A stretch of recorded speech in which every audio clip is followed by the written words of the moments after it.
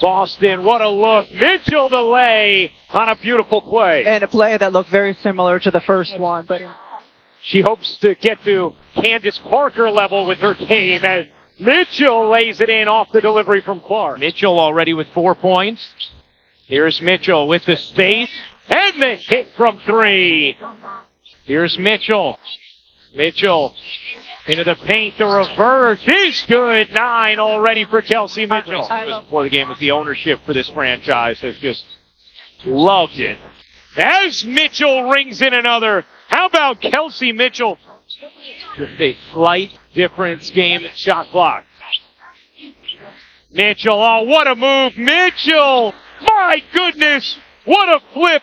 Toronto's done a nice job to stay attached to Indiana.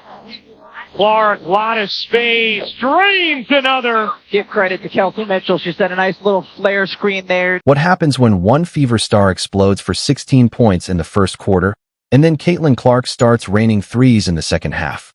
You get exactly what Indiana needed, an offense that refuses to slow down. The NBA just dropped 2 updates that tell a much bigger story about the Fever's performance. And the numbers are seriously impressive. Let's start with Kelsey Mitchell. The NBA posted that Mitchell was absolutely hooping, and there's a very good reason for that. She had 18 points at halftime, but here's the crazy part. 16 of those 18 points came in the first quarter. That's not just a good start. That's an offensive explosion. And it immediately helped Indiana establish an 8-point lead at halftime. Mitchell's first quarter performance gave Indiana exactly what every team wants early in a game: momentum. She wasn't waiting around for the offense to develop. She came out attacking and put points on the board immediately. By the end of the first quarter, she had already scored 16. Think about that. She had nearly an entire game's worth of scoring packed into the opening period. And because of that burst, Indiana didn't have to rely on just one player to carry the offense. Mitchell created the early separation. She forced the defense to pay attention to her. And that opened the door for the Fever's other major offensive weapon, Caitlin Clark. And this is where the story gets even more interesting. Because while Mitchell was doing the damage early, Clark was making her impact felt as the game moved forward.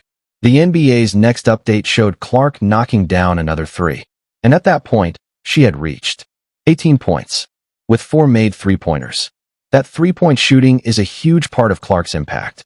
When Clark gets comfortable from beyond the arc, the entire floor changes. Defenders can't simply collapse into the paint. They have to respect her range, and that creates space for Indiana's offense to operate. The NBA specifically highlighted her 3 during the third quarter, while the Fever were still holding the lead. So look at the progression. Mitchell comes out blazing. She puts up 16 points in the first quarter. Indiana builds an 8-point advantage by halftime. Then Clark starts knocking down threes and reaches 18 points.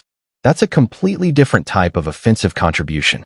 And that's probably the biggest takeaway from these 2 NBA posts. This wasn't simply Caitlin Clark had a good game. And it wasn't simply Kelsey Mitchell scored a lot.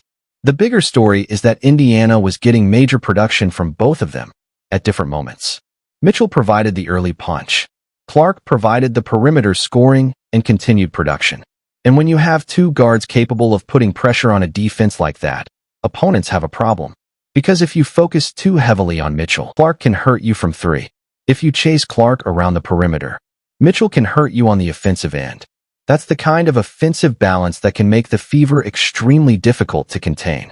Now let's put the numbers together. Kelsey Mitchell, 18 points. And incredibly, 16 came in the first quarter. Caitlin Clark, 18 points. And 4 made 3-pointers. So the 2 players highlighted in these NBA updates were already sitting at 18 points each when those posts were published. That's 36 combined points from 2 Fever guards. And more importantly, that production was helping Indiana maintain the advantage. For Indiana, this is the type of offensive performance fans want to see. You don't need one player to do absolutely everything. You need multiple threats. You need someone to create the early momentum. You need another player to keep the pressure on. And that's exactly what these updates illustrate. Mitchell's first quarter explosion gave Indiana the early edge. Clark's shooting helped keep the offense dangerous as the game moved into the third. Different moments, different styles, same result, pressure on the defense. And that's why these 2 NBA posts are much more interesting when you look at them together. Kelsey Mitchell started the game with an offensive explosion. Caitlin Clark followed by making her presence felt from deep. Both reached 18 points, and Indiana was still in front. The biggest question wasn't whether the Fever could score. They clearly could. The question was whether they could keep that pressure going all the way to the final buzzer. Because when Mitchell is cooking early, and Clark is knocking down threes later, Indiana becomes a very different team. And that's the story these two NBA updates are telling.